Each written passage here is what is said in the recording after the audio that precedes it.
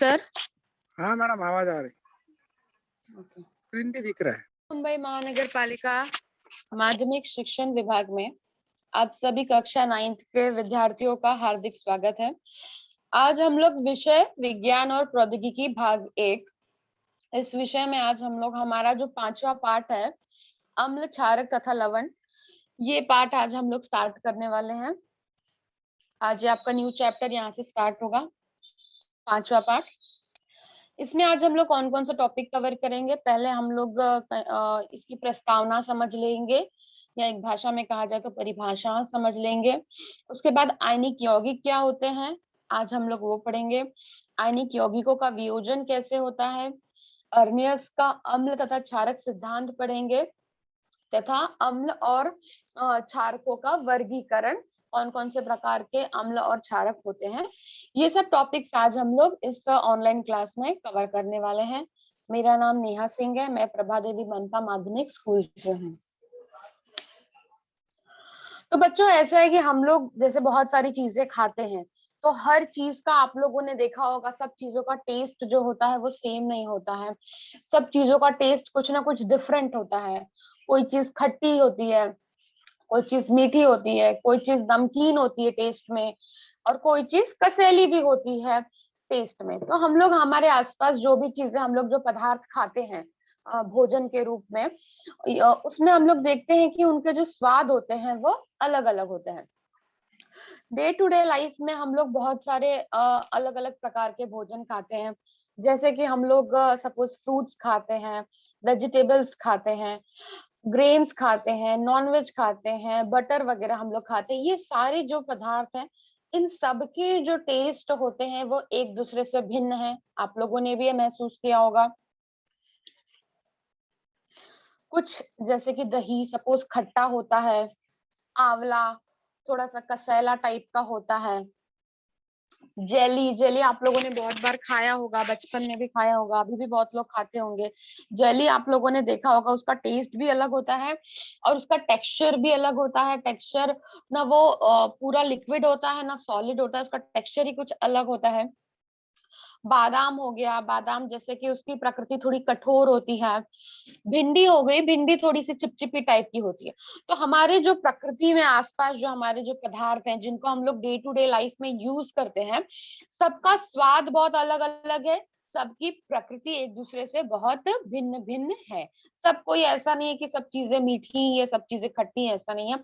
सब चीजों का टेस्ट भी अलग अलग है और सबकी अपनी अलग अलग प्रॉपर्टी भी है।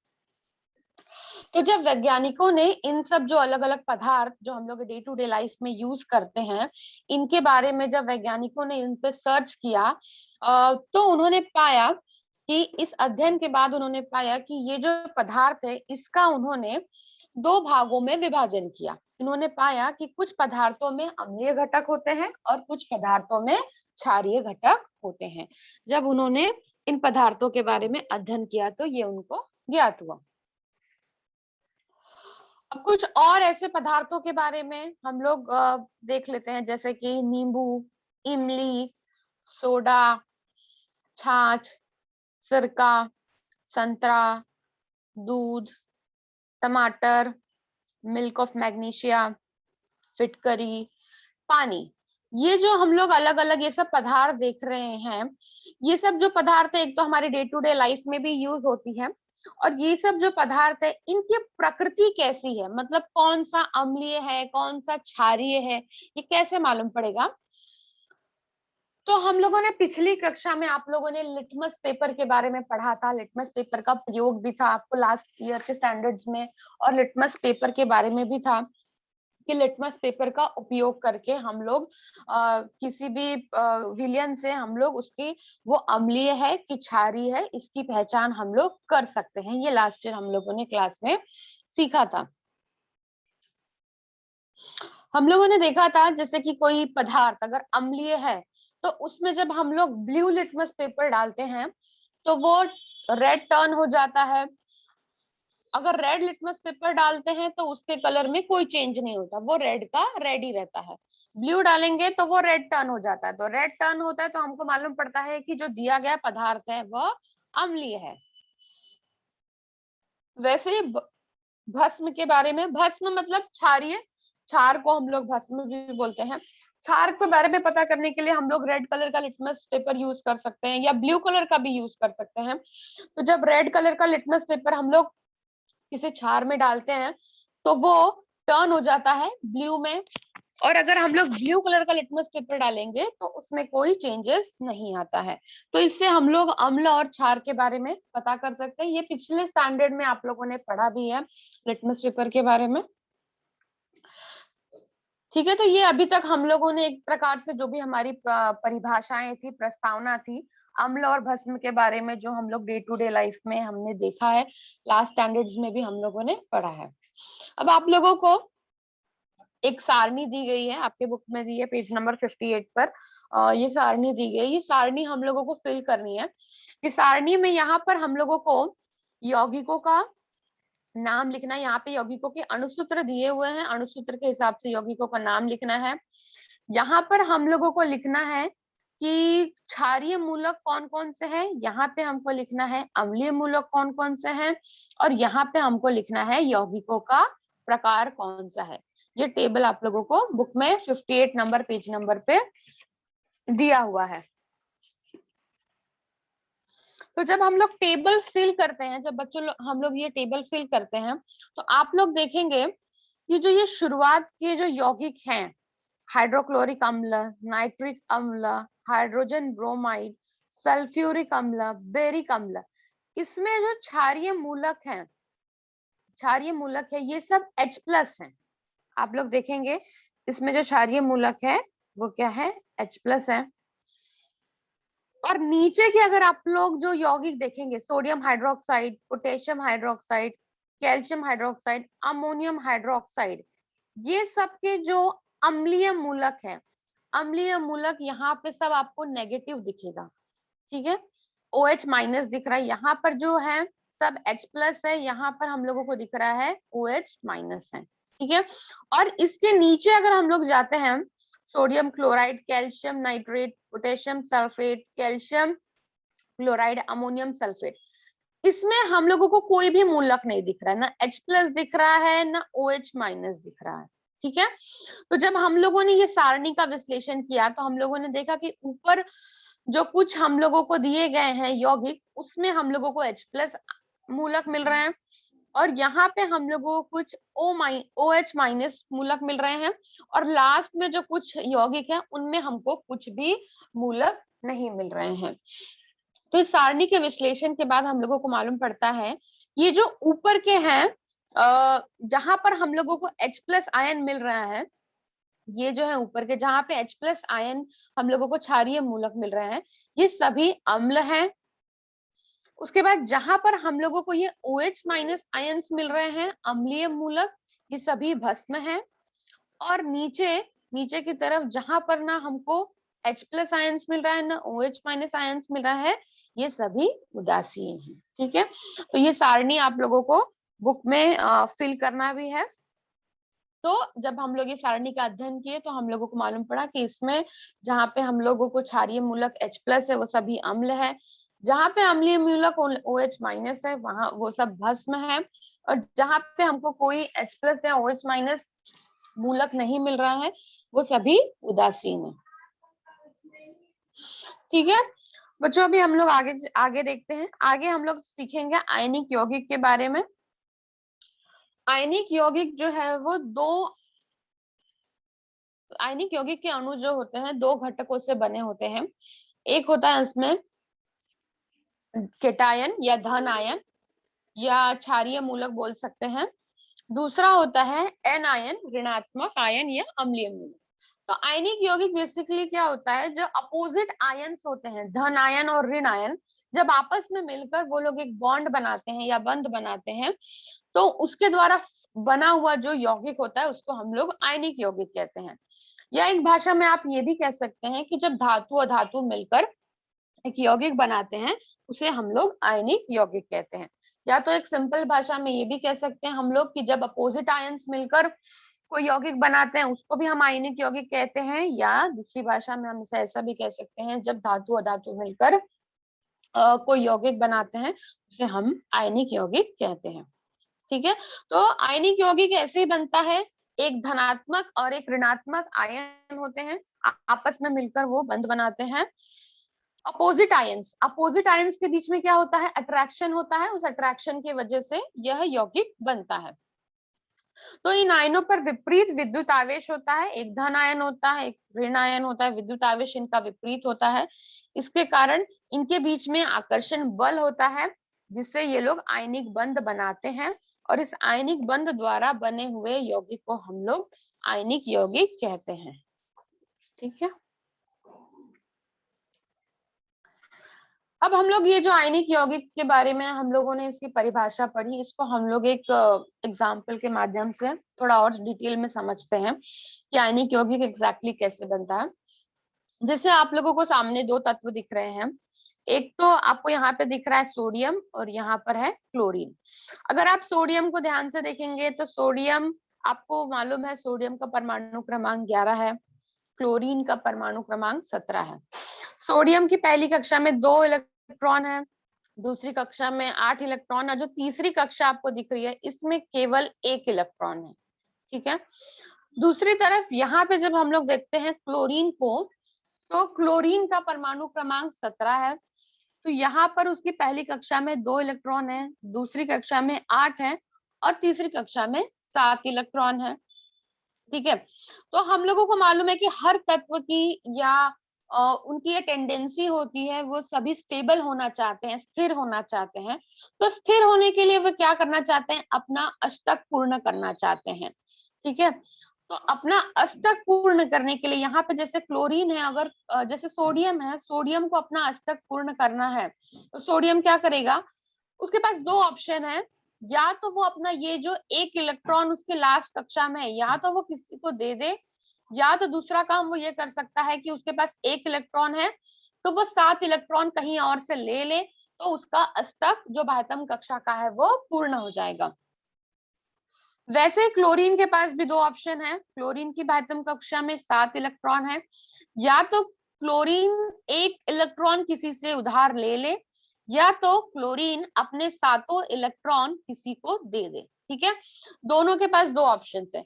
अगर हम लोग सोडियम की बात करते हैं, तो सोडियम में ऐसा है कि 1 इलेक्ट्रॉन अगर वो देता है या 7 इलेक्ट्रॉन लेता है, दो ऑप्शन है। तो 7 इलेक्ट्रॉन देने में ज्यादा एनर्जी जाएगी, ज्यादा एनर्जी खर्च होगी, और 1 इलेक्ट्रॉन देने में, 7 इलेक्ट्रॉन लेने में ज्यादा एनर्जी जाएगी, ज्यादा मेहनत लगेगी, लेकिन 1 इलेक्ट्रॉन देने में कम एनर्जी जाएगी।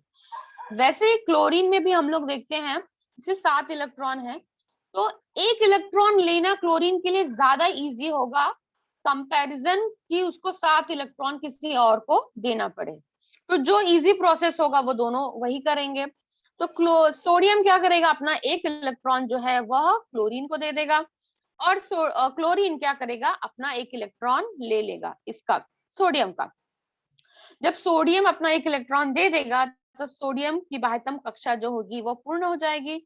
वैसे ही क्लोरीन की भी बाह्यतम कक्षा जिसमें 7 इलेक्ट्रॉन थे वह 8 हो जाएंगे। ठीक है, तो यहाँ पे जैसे आप लोग देख रहे हैं, यहाँ पे ये 1 इलेक्ट्रॉन इसने इसको दे दिया, तो अब इसकी बाह्यतम कक्षा में 8 इलेक्ट्रॉन है, तो सोडियम का जो अष्टक है वो पूर्ण हो गया। अब क्लोरीन भी जब ये 1 इलेक्ट्रॉन ले लेगा तो उसका भी अष्टक क्या हो जाएगा, पूर्ण हो जाएगा। तो इस प्रकार से दोनों का अष्टक पूर्ण हो जाएगा और दोनों आपस में मिलकर NaCl जो सोडियम क्लोराइड है ये यौगिक बनाते हैं। ठीक है, इनके बीच में आयनिक ये आयनिक यौगिक है और इनके बीच में आयनिक बंध होता है, क्योंकि एक देखा जाए तो अपोजिट आयंस के बीच में ये बंध बनता है, इसीलिए इसको हम लोग आयनिक यौगिक कहते हैं। इसको एक चित्र के माध्यम से भी हम लोग समझ सकते हैं, ये चित्र आपके बुक में दिया हुआ है। यहाँ पे आप लोग देख रहे हैं सोडियम का परमाणु क्रमांक 11 है, एक एक्स्ट्रा इलेक्ट्रॉन है, जब वो दे देता है तो उसका परमाणु क्रमांक 28 बन जाता है। क्लोरीन का परमाणु क्रमांक 17 है, उसको लास्ट कक्षा में 1 इलेक्ट्रॉन चाहिए, जब वो सोडियम से ले लेता है तो उसका तब उसके बाह्यतम कक्षा में 8 इलेक्ट्रॉन हो जाते हैं, तो उसका भी क्या हो जाता है, अष्टक पूर्ण हो जाता है। तो इस प्रकार से एक दूसरे को लेन देन से ये दोनों मिलकर आयनिक बंध युक्त NaCl या सोडियम क्लोराइड बनाते हैं। पूर्ण अष्टक होने वाला इलेक्ट्रॉनिक संरूपण स्थिर स्थिति दर्शाता है। Na+Cl- इन विपरीत आवेशित आयनों में आयनिक बंध निर्माण होने के कारण स्थिर आयनिक यौगिक NaCl बनता है। ठीक है, इनके बीच में अपोजिट आयंस है, तो इसलिए अपोजिट आयंस एक दूसरे को अट्रैक्ट करते हैं और वो जो बंध बनाते हैं उसको हम लोग आयनिक यौगिक कहते हैं, और वो स्थिर आयनिक यौगिक बनाते हैं जिसे NaCl कहते हैं। अब नेक्स्ट हम लोग देखेंगे आयनिक यौगिकों का वियोजन, कि आयनिक यौगिकों का वियोजन कैसे होता है। आयनिक यौगिकों का वियोजन का मतलब है, वियोजन से ये समझ लीजिए ऐसी अभिक्रिया जिसमें यौगिक टूटकर छोटे कणों में, परमाणुओं में, आयनों में के रूप में बदल जाते हैं, उसको हम लोग बोलते हैं वियोजन। ठीक है, जब परमाणु जो कोई क्या बोलते हैं, ऐसी अभिक्रिया जिसमें यौगिक जो होते हैं वो टूटकर छोटे अपने परमाणुओं में या आयंस में बदल जाते हैं, टूटकर या छोटे कणों में वो रूपांतरित हो जाते हैं, उसको हम लोग उसका वियोजन कहते हैं। तो जब आयनिक यौगिक पानी में घुल जाता है तब उसका जलीय विलयन बनता है। ठोस आयनिक यौगिक के विपरीत आवेश वाले आयन एक दूसरे से आबद्ध होते हैं। जो ठोस आयनिक यौगिक होते हैं उसमें विपरीत आवेश वाले आयन होते हैं, जैसे अभी हम लोगों ने NaCl में देखा, दोनों विपरीत आवेश वाले आयन थे, वे एक दूसरे से आबद्ध होते हैं, मतलब जुड़े हुए होते हैं। जब कोई आयनिक यौगिक पानी में घुलने लगता है तब पानी के यौगिकों के आयनों के बीच जाकर उन्हें एक दूसरे से अलग करते हैं, अर्थात जलीय विलयन बनते समय यौगिकों का वियोजन होता है। तो जब कोई आयनिक यौगिक हम लोग पानी में घुलने लगता है तब ये आयनिक यौगिक पानी के बीच में जाकर जलीय विलयन बनता है, जिससे यौगिकों का वियोजन होता है। ठीक है, जैसे आप लोग ये एक्सपेरिमेंट घर पे भी कर सकते हैं। जैसे पानी लेके उसमें नमक डालेंगे तो आप लोग देखेंगे कि, आप लोग देख नहीं सकते लेकिन उसमें NaCl का जो नमक है उसका वियोजन होता है Na+ और Cl-, इसमें उसका वियोजन होता है। विलयन में अलग हुए प्रत्येक आयनों के चारों ओर पानी के अणु घेर लेते हैं। यह स्थिति दर्शाने के लिए प्रत्येक आयन को संकेत के दाई ओर एक्वस अर्थात जलीय लिखा जाता है। ठीक है, जैसे हम लोग किसी चीज का जलीय विलयन, किसी आयनिक यौगिक का जलीय विलयन बनाते हैं, जब वो उनका वियोजन होता है, जैसे ये अब Na+ और Cl-, इसमें ये जैसे ये अब वियोजित हो गया है तो इनके आसपास पानी के जो पानी जो होता है वो इनको आसपास घेर लेता है, पानी के अणु जो होते हैं वो घेर लेते हैं।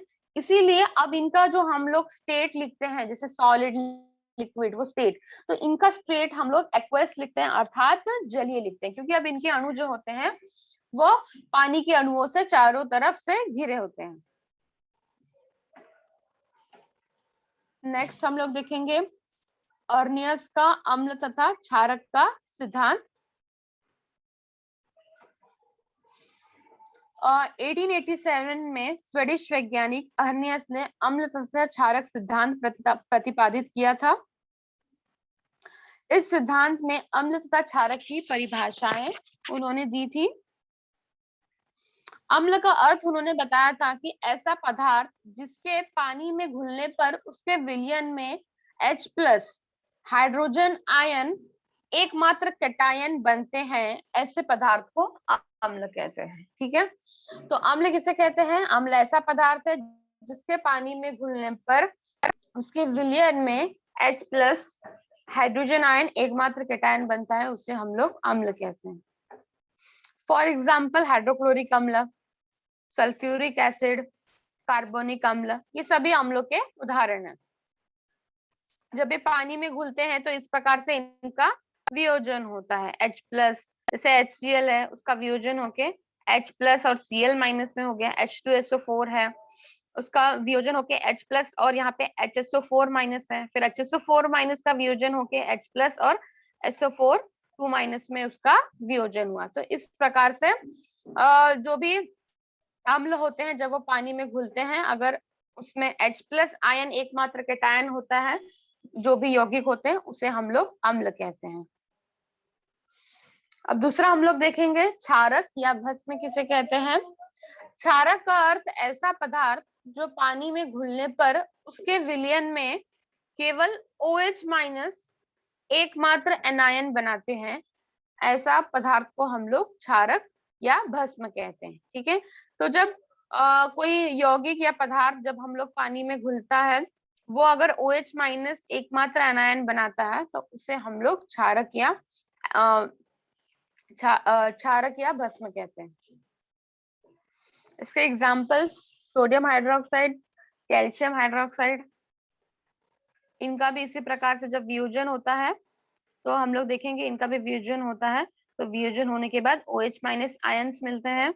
यहाँ पर भी आप लोग देखेंगे कि OH minus ions calcium hydroxide के वियोजन में मिलते हैं। तो ऐसा पदार्थ जो पानी में घुलने पर OH माइनस एकमात्र एनायन बनाते हैं, ऐसे को हम लोग क्षारक या भस्म कहते हैं। ठीक है, अब हम लोग हमारा आज का लास्ट टॉपिक देखेंगे, अम्ल तथा क्षारकों का वर्गीकरण। वर्गीकरण मतलब ये है कि अम्ल और क्षारक में थोड़े टाइप्स होते हैं कि कौन कितना तेज है या कौन कितना सौम्य है, तो उस प्रकार से हम लोग अम्ल या क्षारकों का वर्गीकरण देखेंगे। तो अम्लों में और क्षारकों में ऐसा होता है कि अम्ल और क्षारकों में ऐसा होता है कि दो टाइप्स होते हैं, एक होता है तीव्र और एक होता है सौम्य। ठीक है, तो जो तीव्र और सौम्य, कुछ अम्ल ऐसे होते हैं जो बहुत तीव्र होते हैं, तेज होते हैं, और कुछ अम्ल ऐसे होते हैं जो सौम्य होते हैं या सॉफ्ट होते हैं। तो उसके आज हम लोग कुछ परिभाषा और उसके टाइप्स देखेंगे। अम्ल तथा क्षारकों के जलीय विलयन में उनका वियोजन किस अनुपात में होता है, उसके अनुसार उसका वर्गीकरण तीव्र तथा सौम्य इन दो प्रकार में किया गया है। ठीक है, तो ये कौन सा अम्ल तीव्र है या सौम्य है, ये कैसे मालूम पड़ता है? जब किसी अम्ल को उसका पानी में विलयन, जलीय विलयन बनाते हैं, तो उसका वियोजन किस अनुपात में हुआ है, किस प्रकार से उसके अणु उस विलयन में घुले हैं या पानी में घुलनशील हुए हैं, उस पर उसका वर्गीकरण तीव्र या सौम्य में किया जाता है। अगर ज्यादा वियोजित हो गए हैं तो वो तीव्र अम्ल होता है, अगर कम वियोजित होते हैं तो वह सौम्य होता है। ठीक है, अभी हम लोग इसको परिभाषा के माध्यम से समझेंगे। तीव्र अम्ल, स्ट्रॉन्ग एसिड।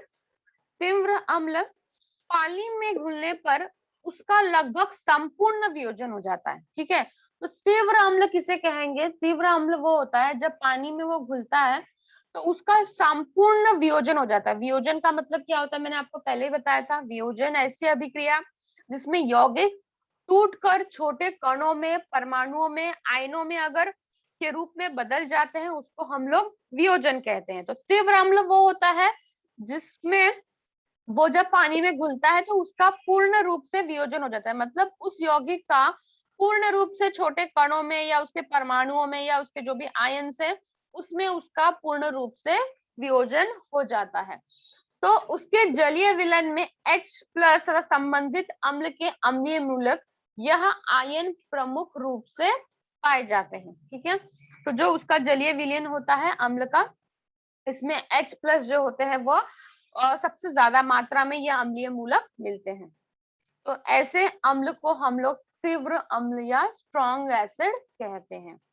फॉर एग्जाम्पल यहाँ पे दिया है हाइड्रोक्लोरिक अम्ल, hydrogen bromide, nitric acid, sulphuric अम्ल, ये कुछ तीव्र अम्लों के उदाहरण हैं। तो तीव्र अम्ल आप लोगों को समझ में आ गया होगा। तीव्र अम्ल किसे कहते हैं? ऐसा अम्ल जो संपूर्ण रूप से वियोजित हो जाए और उसके जलीय विलयन में H प्लस तथा उससे संबंधित अम्ल के अम्लीय मूलक ये आयन प्रमुख रूप से पाए जाते हैं, इसे हम लोग तीव्र अम्ल कहते हैं। सौम्य अम्ल, सॉफ्ट, जैसे नाम से मालूम पड़ रहा है सॉफ्ट या वीक एसिड। ठीक है, तो वीक एसिड क्या होता है? सौम्य अम्ल जब पानी में घुलने पर उसका पूर्ण रूप से वियोजन नहीं होता है। तीव्र अम्ल में क्या होता है? तीव्र अम्ल में वियोजन पूर्ण रूप से हो जाता है, और सौम्य अम्ल जब पानी में घुलता है तो उसका पूर्ण रूप से वियोजन नहीं होता है। तो उसकी जो जलीय विलयन होता है उसमें थोड़ी मात्रा में H+ तथा संबंधित अम्ल के अम्लीय मूलक मिलते हैं। तो इसीलिए ये सौम्ल अम्ल होता है, क्योंकि इसका पूर्ण रूप से वियोजन नहीं होता, तो इसमें H+ आयंस जो होते हैं वो कम होते हैं। तीव्र अम्ल क्या होता है, इसका पूर्ण रूप से वियोजन हो जाता है, तो इसमें H+ आयंस जो होते हैं वो ज्यादा होते हैं, तो इसलिए स्ट्रॉन्ग एसिड होता है। और इसका पूर्ण रूप से वियोजन नहीं होता, इसलिए इसमें H+ आयंस जो होते हैं वो कम होते हैं, इसीलिए ये वीक एसिड या सौम्य अम्ल होता है। इसका उदाहरण क्या है, एसिटिक एसिड और कार्बन डाइऑक्साइड। अब हम लोग नेक्स्ट देखेंगे, जैसा हम लोगों ने अम्ल के बारे में पढ़ा वैसे हम लोग भस्म के बारे में भी पढ़ेंगे कि भस्म में भी ऐसी दो टाइप है, तीव्र भस्म और सौम्य भस्म। तो तीव्र भस्म किसे कहते हैं, तीव्र क्षारक पानी में घुलने के बाद उसका संपूर्ण वियोजन हो जाता है। जैसा सेम परिभाषा जैसा अम्ल की थी, जब तीव्र भस्म वो होता है जो पानी में घुलने के बाद जिसका संपूर्ण वियोजन हो जाता है और उसके जलीय विलयन में OH- आयंस या संबंधित क्षारक के मूल यही आयन प्रमुख रूप में पाए जाते हैं। ठीक है, तो अम्ल के लिए जैसा हम लोगों ने अर्नियस की परिभाषा देखी थी कि जिसके जलीय विलयन में केवल एकमात्र केटायन हो H+, उसे हम लोग अम्ल कहते हैं। और भस्म की परिभाषा देखी थी कि जिसके जलीय विलयन में एकमात्र एनायन हो OH-, उसे हम लोग भस्म कहते हैं। तो भस्म का जब संपूर्ण रूप से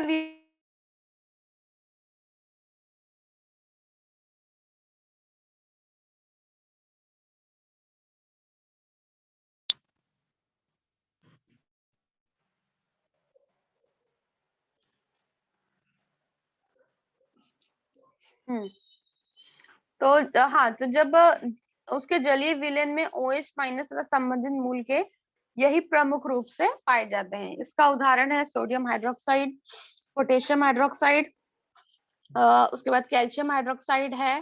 ठीक है, ये उसके अलग अलग प्रकार के, सोडियम ऑक्साइड, ये उसके अलग अलग प्रकार के उदाहरण है। ठीक है, उसके बाद नेक्स्ट हम लोग देखेंगे सौम्य भस्म। सौम्य भस्म में हम लोग देखेंगे, सौम्य भस्म भी उसी प्रकार से है जैसा कि तीव्र भस्म हम लोग ने सौम्य अम्ल देखा था। तो सौम्य भस्म में क्या होता है, पानी में घुलने के बाद उसका संपूर्ण वियोजन नहीं होता है। ठीक है, जैसा कि अम्ल में हम लोगों ने देखा था उसका भी संपूर्ण वियोजन नहीं होता है, वैसे ही क्षारक में भी होता है, इसका संपूर्ण वियोजन नहीं होता है। इनके जलीय विलयन में कम मात्रा में OH- तथा संबंधित क्षारीय मूलकों के साथ वियोजन न हुए क्षारक अणु बड़ी मात्रा में पाए जाते हैं। ठीक है, तो सेम है जैसा अम्ल का था, इसमें भी जो क्या बोल सकते हैं, इनका भी संपूर्ण वियोजन नहीं होता है, इसीलिए इसको हम लोग सौम्य क्षारक या वीक बेस कहते हैं। बेस मतलब क्षारक या भस्म, जो भी आप कहें। तो इसमें भी इसके जलीय विलयन में जो OH- आयंस है वह कम मात्रा में होते हैं, जैसा कि हम लोगों ने अम्ल में के टाइम पे देखा था, वहां पे भी H+ आयंस कम मात्रा में थे, तो यहाँ पर OH- आयंस जो होंगे वह कम मात्रा में होंगे। और इसका एग्जाम्पल अमोनिया, ये इसका एग्जाम्पल है। तो आज का लेक्चर यहाँ पे हमारा खत्म होता है। और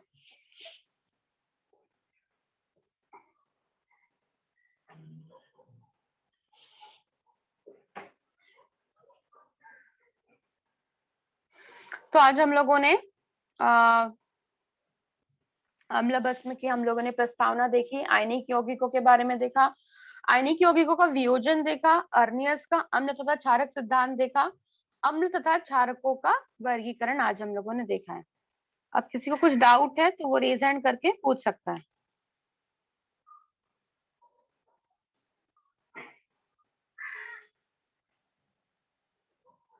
हेलो,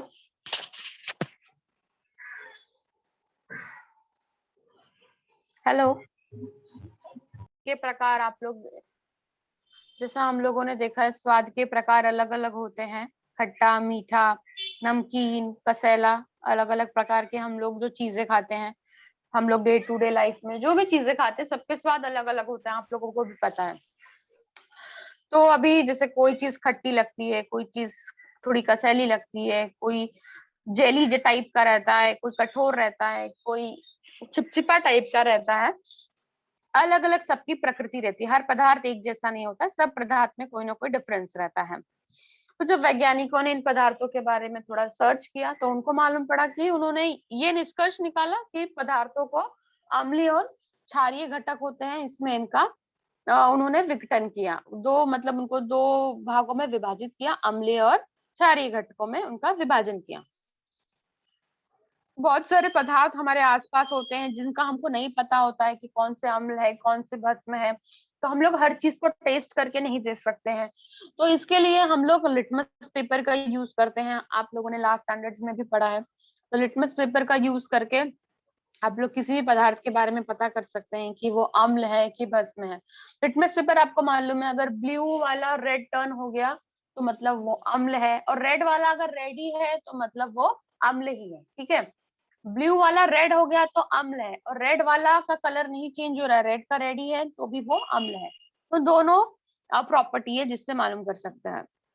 वैसे भस्म के बारे में हम लोग पता कर सकते हैं, रेड वाला ब्लू हो जाता है, और ब्लू वाला अगर हम लोग डालते हैं भस्म में तो वो ब्लू का ब्लू ही रहता है। तो दोनों तरीके से हम लोग पता कर सकते हैं भस्म है कि नहीं है।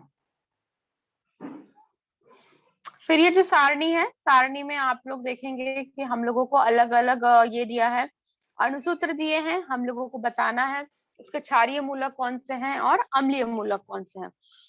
क्षारीय मूलक और अम्लीय मूलक, और उसके आधार पे हमको बताना है कि यौगिकों का प्रकार कैसा है।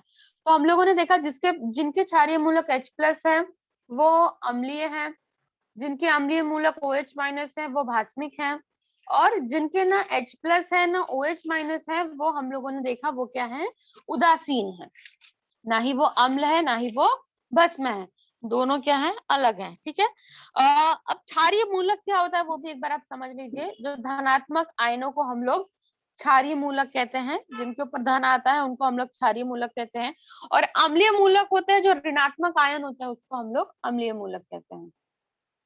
आयनिक यौगिक आपको मालूम ही है, आयनिक यौगिक कैसे होता है, आयनिक यौगिक दो अपोजिट क्या बोल सकते हैं, दो अपोजिट चार्जेस एक दूसरे को अट्रैक्ट करते हैं और जो बॉन्ड बनाते हैं, बंध बनाते हैं, और उसके कारण जो यौगिक बनता है उसे हम लोग आयनिक यौगिक कहते हैं। या फिर आप लोग कह सकते हैं मेटल नॉन मेटल्स एक दूसरे के साथ रिएक्ट करके आयनिक यौगिक बनाते हैं।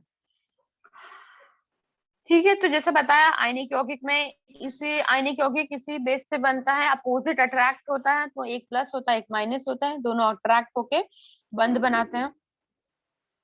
एग्जाम्पल मैंने आपको जैसे NaCl का बताया, NaCl में अब Na को अपनी बाह्यतम कक्षा अष्टक पूर्ण करना है, तो अष्टक पूर्ण करने के लिए उसकी बाह्यतम कक्षा में दो ऑप्शन है, या तो वो जो बाह्यतम कक्षा का एक इलेक्ट्रॉन है वो किसी को दे दे, या तो बाह्यतम कक्षा में 7 इलेक्ट्रॉन किसी से ले ले। तो इजी उसको क्या लगेगा, उसको इजी लगेगा कि मैं एक इलेक्ट्रॉन किसी को दे दूं। जैसे एक इलेक्ट्रॉन दे देगा तो उसकी बाह्यतम कक्षा जो लास्ट वाली कक्षा है वो टूट जाएगी, तो लास्ट वाली कक्षा उसके बाद जो सेकंड वाली कक्षा है वो लास्ट कक्षा बन जाएगी। तो यहाँ पर उसके पास 8 इलेक्ट्रॉन होंगे। वैसे क्लोरीन का है, क्लोरीन की बाह्यतम कक्षा में कितने इलेक्ट्रॉन है, 7 है, तो उसको एक चाहिए तो वो एक लेना उसके लिए ज्यादा इजी होगा, यहाँ पे एक आ जाएगा तो उसका बाह्यतम कक्षा पूर्ण हो जाएगा, तो वो भी उसकी बाह्यतम कक्षा में 8 इलेक्ट्रॉन हो जाएंगे। तो सिमिलर वे ऐसे ही करते हैं, वो एक इलेक्ट्रॉन दे देता है जिससे NaCl बनता है। ये चित्र आपकी बुक में दिया हुआ है जो ये प्रोसेस को समझाया है, जिसमें एक इलेक्ट्रॉन देने पर और क्लोरीन इलेक्ट्रॉन लेने पर फिर उसके बाद आयनिक बंध से ये दोनों मिलकर NaCl आयनिक यौगिक बनाते हैं। आयनिक यौगिकों का वियोजन, वियोजन मतलब एक तरीके से उनका छोटे कणों में या परमाणुओं में विलयन में, जब वो किसी पानी में हम लोग डालते हैं तो जब वो छोटे कणों में या परमाणुओं में या आयनों में टूटते हैं तो उसको हम लोग उसका वियोजन बोलते हैं। तो जो कठोर वाले ठोस रहते हैं उनके बीच में ज्यादा स्ट्रॉन्ग ये रहता है, स्ट्रॉन्ग बल होता है जिससे वो लोग आबद्ध होते हैं। तो जब वो जलीय विलयन में जाते हैं तो जलीय विलयन में जब ये लोग टूटते हैं आपस में, तो इनके ये आपस में जब ये टूटते हैं तो ये चारों तरफ से पानी से घिरे हुए रहते हैं, इसीलिए इसको एक्वस नाम दिया जाता है। जैसे यहाँ पर आप लोग देखेंगे इसको एक्वस नाम दिया जाता है। यहाँ पे आप लोग चित्र में देखेंगे नीचे यहाँ पर Na+ और यहाँ पे Na+ और Cl- दिया है। तो ये जब NaCl जो नमक है उसको जब हम लोग पानी में डालते हैं, उसके बाद इसके जब ये इसका वियोजन होता है तो ये वियोजन Na+ और Cl- में हो जाता है वापस। और यहाँ पर एक्वस इसलिए यूज किया है क्योंकि ये चारों तरफ से पानी के अणुओं से घिरे होते हैं। तो यहाँ पे ये जो एक्वस है ये स्टेट बताता है, जैसे कोई सॉलिड है कि लिक्विड है, तो ये चारों तरफ पानी से घिरे होते हैं, इसीलिए ये जलीय स्टेट होता है इनका, तो इसीलिए इसको एक्वस बोला जाता है।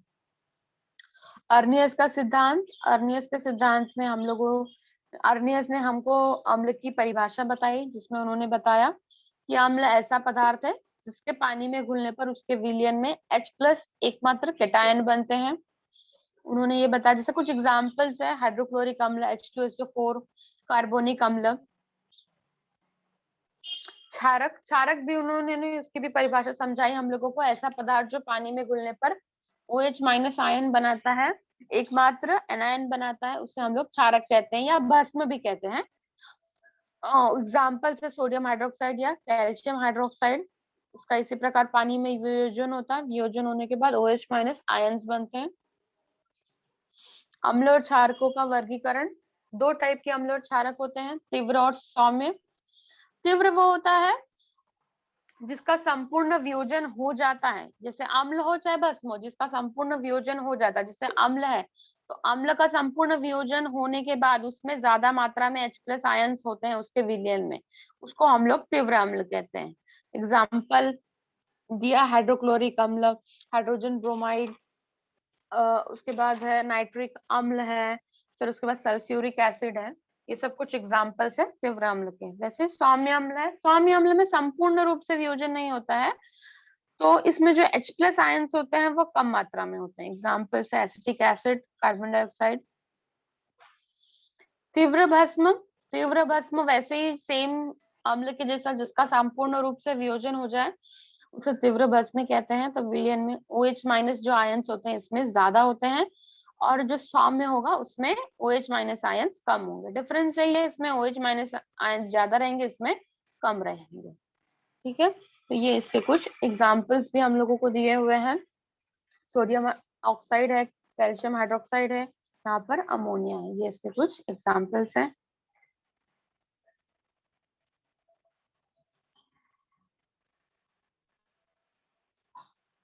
अभी भी किसी को कुछ पूछना है तो पूछ लो सर। हेलो, पांचवा चैप्टर अम्ल, न्यू चैप्टर पांचवा, अम्ल, क्षारक तथा लवण पढ़ा, जिसमें हम लोगों ने इसकी प्रस्तावना पढ़ी, हम लोगों ने आयनिक यौगिकों के बारे में पढ़ा, उनका वियोजन पढ़ा, अर्नियस का अम्ल तथा क्षारक का सिद्धांत पढ़ा, अम्ल तथा क्षारकों का वर्गीकरण हम लोगों ने पढ़ा। ठीक है सर, लीव करूं?